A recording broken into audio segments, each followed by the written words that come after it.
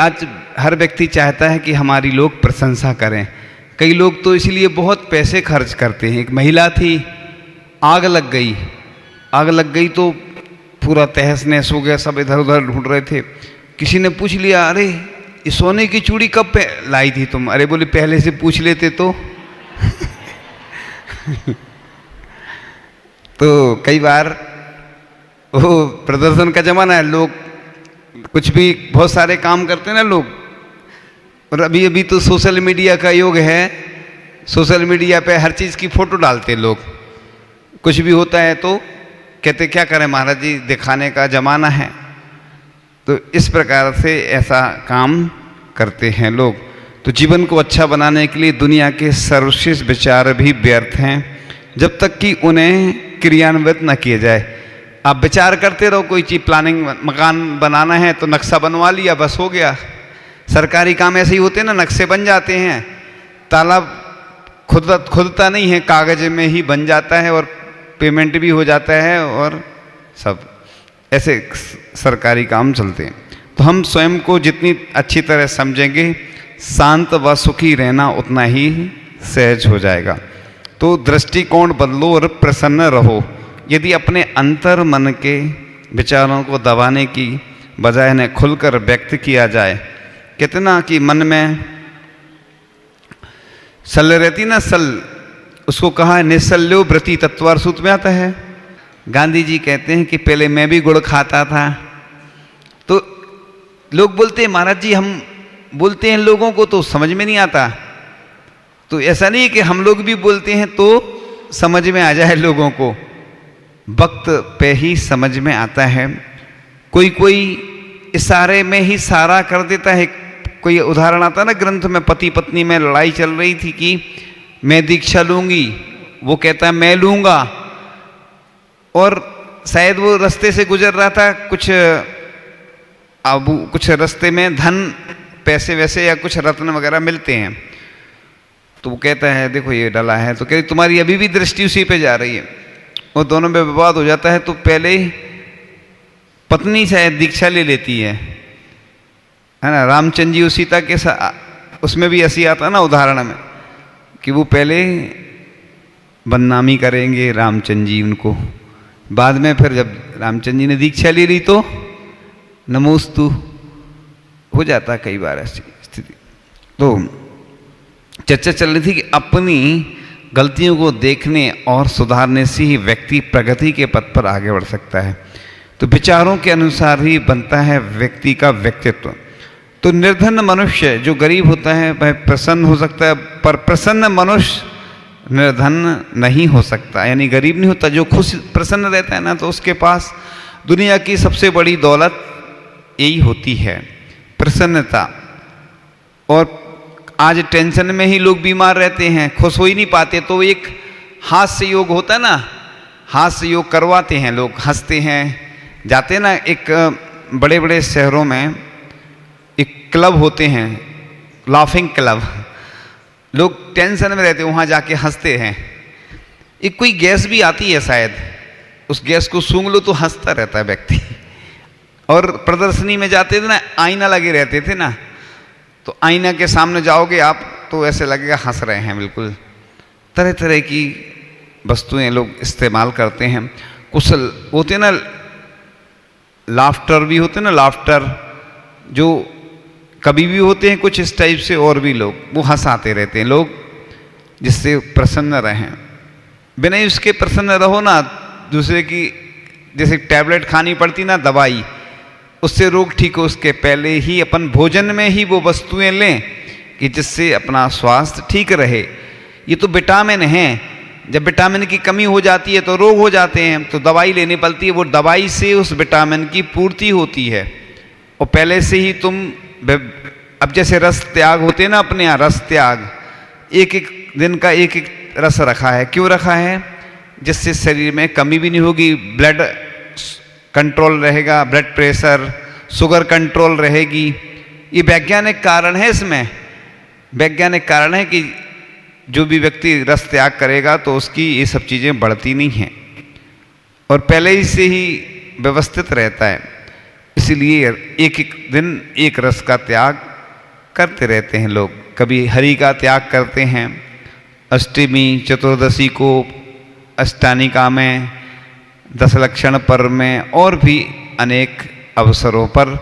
ये वैज्ञानिक प्रक्रिया है, इसके माध्यम से अपनी शुगर भी कंट्रोल हो जाती है और घर भी कंट्रोल हो जाता है। ज़्यादा कई लोग तो ऐसा भी करते हैं 50-100 ग्राम नमक छोड़ देते हैं और मीठा खूब सारा खा लेते हैं, है ना। ये भी ठीक नहीं है कि मतलब एक चीज़ त्याग कर दी और दूसरी चीज़ ज़्यादा ले ली। मात्रा के अनुसार आचार्य जी ने लिखा ना हाई को, मात्रा हो मासी। मासी किसको बोलते हैं? मौसी, इधर मासी बोलते हैं ना, उधर मौसी बोलते हैं। मासी, मात्रा हो मासी, माँ के समान मात्रा होना चाहिए। तो इस प्रकार से कि एक संत किसी रास्ते से गुजर रहे थे, सड़क किनारे मंदिर निर्माण का कार्य चल रहा था, सैकड़ों मजदूर कार्य में लगे हुए थे। पता नहीं संत के मन में क्या भावना आई कि रास्ते से एक और होकर पत्थर तोड़ते हुए मजदूर से पूछा, भाई क्या कर रहे हो?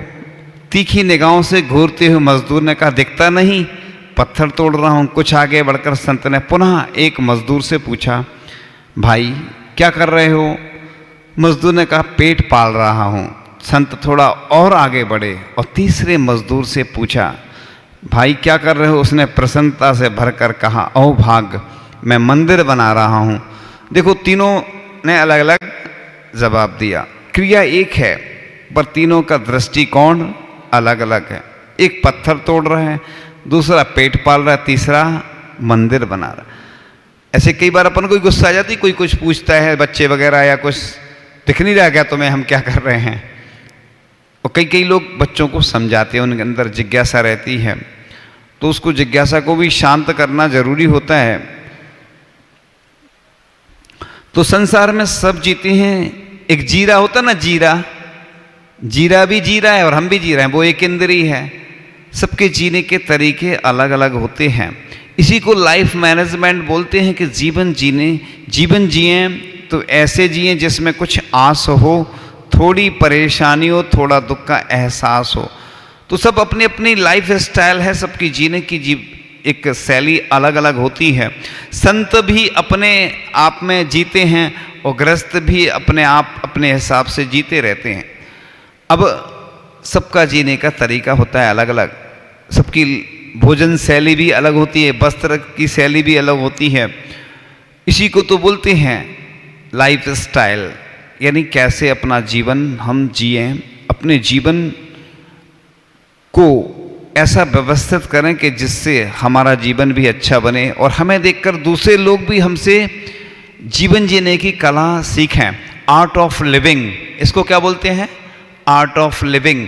कई जगह कोर्स चलते, आर्ट ऑफ लिविंग माने जीवन जीने की कला सिखाई जाती। कुछ होता नहीं है, बस उधर फीस अच्छी ली जाती है और लोगों को आनंद आ जाता है।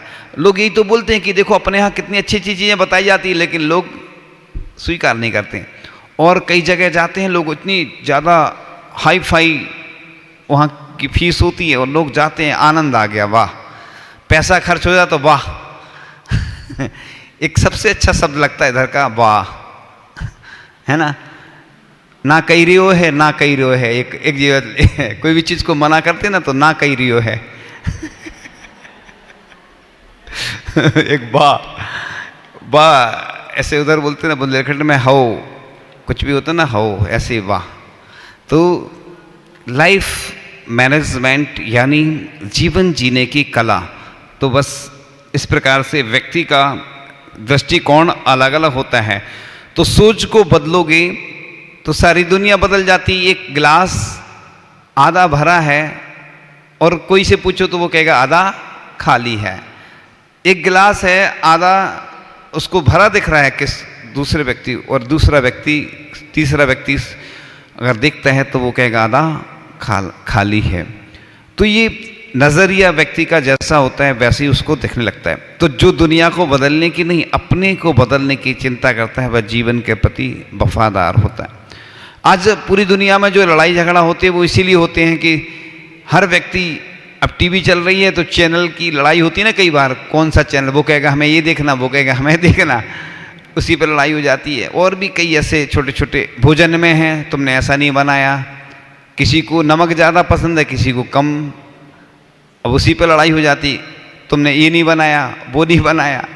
देखो देखो घर में रहते ना जो भी, तो कितने सारे विकल्प, और जब मुनि बन जाते हैं या कोई भी और साधु बन जाते हैं, ब्रह्मचारी ब्रह्मचारिणी बन गए, अब दूसरे चौकों में जाते हैं, उधर नमक कम भी डला है, कुछ और भी कमी रहती है, तो सीधे आ जाते हैं भोजन करके, उधर कुछ नहीं, नखरे भी नहीं, कुछ नहीं। और घर पे कितने सारे ऑर्डर चलाते हैं, कितना सारा दबाव और कितने सारा गुस्सा। कहते हैं ना कि थाली को भी चक्र बना लेते हैं, गुस्से में थाली फेंक देते हैं, और थारी मारी भी हो जाती है, थारी मारी। अब देखो दोनों में कितना अंतर, कि बड़े बड़े चक्रवर्ती जब तीर्थंकर बन जाते हैं, दीक्षा ले लेते हैं, बड़े बड़े राजा महाराजा, सोचो कितना अच्छा अच्छा भोजन करते होंगे, 365 रसोइया रहते हैं एक एक दिन का, एक एक, और इधर आके दूसरों के सामने हाथ फैलाकर और आहार करते हैं सब। देखो दो ही अंतर आ जाता ना, कि उधर स्वयं अपने हाथ से भोजन करते थे, इधर दूसरों के सामने हाथ फैला, इसको बोलते भिक्षावृत्ति। एक बार कहाँ थे हम, जबलपुर में, 300-400 चौके लगते होंगे, आचार्य श्री के साथ थे जब, तो अब महाराज जी तो 30-40 चौके 400, अब रोज निकलते थे, तो हम सोचते थे, एक भिखारी सोचता होगा कि देखो इनको कितने उससे लोग बुला रहे हैं, आइए आइए हैं, और ये देखो नखरे कर रहे हैं महाराज, हमें कोई पूछ नहीं रहा। और भिखारी सोच रहा, ये कभी की जैसे कल्पना होती है, ऐसे हमारा चिंतन है, ये वो सोचता कि देखो हमें तो कोई पूछ नहीं रहा, और इनको कितना बुला रहे हो जी, नखरे कर रहे हैं। ये पड़गान की विधि होती है, मुनि महाराज जो विधि लेते हैं उसी के अनुसार होता है। एक बार अष्टमी का दिन था और हमने विधि ले ली बीनावारा में, और हम निकल गए। अब निकल गए, अब हमारे आगे एक लड़का चल रहा था, और लड़का चल रहा था, वो कह रहा सबसे 8 श्रीफल कर लो, 8 श्रीफल, 8 श्रीफल। अब कोई सुन नहीं रहा उसकी, लड़के की, उसको गुस्सा आई, बहुत देर हो गई, हम भी घूम रहे थे, तो उसने एक थाली में 8 श्रीफल इकट्ठे कर दिए और हमारी विधि मिल गई। फिर वो हमारे साथ आहार में भी गया। उसने बोला महाराज जी आज हमें स्वप्न आया था कि आपकी 8 श्रीफल की विधि है। अब हमने सोचा, हमने तो इसको किसी को बताया नहीं, आचार्य श्री से बस हम लोग नियम ले लेते हैं, विधि स्वयं की रहती है, तो ऐसा भी हो जाता कई बार। और एक बार नेमावर में ऐसा हुआ, ब्रह्मचारी थे जब हम, कि आचार्य श्री के अलाव का हमें स्वप्न आया कि आज आचार्य श्री को विधि नहीं मिलेगी आज, और हमने किसी को इसलिए नहीं बताया, ऐसी चीज़ें बताने में अच्छी नहीं लगती। और उस दिन वाकई में आचार्य श्री गए और मुद्रा छोड़ी और अलाव हो गया। तो कई बार ऐसा भी हो जाता है कि ऐसी, हाँ, निमित्त बन जाते हैं ऐसे कई बार। तो ये कई बार स्वप्न भी सच हो जाते हैं और कई बार नहीं भी होते हैं, तो ऐसे प्रसंग बन जाते हैं। अब साधु किसी को नहीं बताते कि हम क्या विधि लिए हैं। और एक बार अमरकंटक में लगातार 3 दिन हो गए, विधि नहीं मिल रही थी, हमने जो विधि ली 3 उपवास हो गए। अब पूरे मतलब श्रावक आचार्य श्री के पास आके जो भी बोलते होंगे, शिकायत भी करते ना, महाराज जी बहुत दिन हो गए, विधि नहीं मिल रही है, क्या करें ऐसा। आचार्य श्री बोले बस हो गया, संकेत मिल गया गुरु जी का, बस। तो फिर परिवर्तित करके, तो ऐसा भी कई बार होता है। कुंडलपुर में हम गए, आचार्य श्री से बोल के कि हम दोपहर में निकलेंगे, बता के नियम लेने, जो भी विधि रहती है, मतलब अपना नियम जो रहता है लेके, और चले गए कि दोपहर में बेला में निकलेंगे। बड़े बाबा जब मंदिर पूरा नहीं बना था, खुले में थे, यानी थोड़ा सा वो था बॉर्डर जैसा, बस साइड में, दोनों साइड, और खुले में थे। और गए बड़े बाबा के यहाँ सामायिक करी हमने, और कमंडल ले जाके बाहर बगल में शुद्धि करके आए जैसे ही, तो कुछ आरिका भी थी, वो सामयिक कर रही थी बड़े बाबा के सामने, और 1 बज गया होगा लगभग दोपहर का। उन्होंने संकेत किया ब्रह्मचारिणी आदि को, ये क्या हो गया महाराज जी, दोपहर में निकल रहे हैं। अब किसी को, हम तो यही सोच रहे किसी को नहीं मालूम, तो हम तो बस चले जा रहे हैं, ये तो मालूम है उन लोगों ने संकेत कर दिया जो भी होगा। हमने कहा आज तो उपवास होना ही है, हम तो सोच रहे थे रास्ते में कि उपवास होना ही है आज तो रास्ते में आ रहे थे ऊपर से बड़े बाबा के यहाँ से नीचे देखा तो कुछ लोग पड़गान करने के लिए खड़े। अरे हमने देखा, एकदम से हम चौंक गए, हमने कहा चलो ठीक है पड़गान हो गया। फिर दोपहर का समय था, चूँकि शाम हो गई, दोपहर ही मान लो 2-3-1 बजे निकले होंगे तो दोपहर हो गई थी। सामयिक से सब लोग उठ गए आरिका संग, बहुत सारी आरिकाएँ आहार देखने आई, ये चलाओ वो चलाओ, और बहुत सारी परेशानी हुई। जब आरिका इतनी सारी हों और आहार लेने वाले हम अकेले तो बहुत सारी समस्या यानी दिक्कत, बहुत सारी आरिकाएँ थी उस समय कुंडलपुर में। तो ये कई बार ऐसी भी स्थिति बनती है कि अपन ने सोचा कि आज तो उपवास होना ही है, लेकिन पुण्य योग ऐसा निमित्त मिल जाता तो कई बार विधि मिल जाती है, और कई बार ऐसे उपवास हुए विधि नहीं मिली। विधि का मतलब यही होता है कि किसी व्यक्ति की, वस्तु की ले सकते हैं। एक बार आचार्य शांति सागर जी महाराज ने, कटनी की बात थी शायद, विधि ले ली, वो आ रहे थे तो जगन मोहन लाल पंडित जी अपनी घड़ी में चाबी भर रहे थे। पहले चाबी वाली घड़ी चलती थी ऐसे, और महाराज जी आए, आचार्य श्री शांति सागर महाराज जी उनके आगे रुक गए। फिर उनने परिक्रमा आदि लगा के फिर वस्त्र बदले, क्योंकि पड़गान तो कर सकते हैं अपन, लेकिन शुद्धि के वस्त्र में फिर आहार दिए। पड़गान करने में बाधा नहीं है, लेकिन वो चूँकि फिर बदल दिक्कत जाती ना, इसलिए लोग 16 के वस्त्र पहनकर ही पड़गान करते हैं। एक बार एक महिला थी और नव विवाहिता, यानी उसका दुल्हन बोलते ना, नई बहू, तो वो आचार्य शांति सागर जी आए और उसको ध्यान आया एकदम से, करे मंगलसूत्र वगैरह तो मैं पहने हुए, उसने हाथ में ले लिए और वो आए महाराज और रुक गए। एक बार एक महाराज जी शाम को निकले, दूसरी बेला में, हम लोग ब्रह्मचारी थे उस समय, हम लोगों की भोजनशाला अलग से चलती थी, तो उसमें हम लोगों ने पड़गान कर लिया महाराज जी के, पहले आहार कराए, फिर हम लोगों ने करे, फिर जो और लोग रहते, इसलिए तो जो ब्रह्मचारी भाइयों को भोजन कराते ना आप लोग, तो पहले से कराना, क्यों कि पहले उनको कराएंगे फिर आप करेंगे, फिर घर वालों को कराते, फिर आप लोग लास्ट में करते, तो उतने में तो अंधेरा हो जाता। क्योंकि हर चतुर्दशी यानी 15-15 दिन में एक पक्ष में 10 मिनट घटते जाएंगे। अब भक्ति भी जल्दी होने लगेगी, क्लास भी, जो चीज़ें हैं ना सब घटती, लेकिन लोगों को देखा हमने भोजन उसी समय पे करते हैं। ऐसा नहीं होना चाहिए, जब तक अपनी हाथ की रेखाएं दिख रही हैं ऐसा चलता है भोजन का। अब हमने देखा लोग जैसे जैसे अंधेरा होगा उस समय दुकानदारी ज़्यादा चलती है सब जगह, और दुकानदारी ग्राहक शाम को ज़्यादा आते हैं, वो कहते भोजन तो कभी भी कर लो, ग्राहक भाग जाएगा, तो ग्राहक के चक्कर में वो ऐसा हो जाता है, तो लोग रात्रि में करते हैं इस प्रकार से। हाँ, आज का विषय पूर्ण होता है।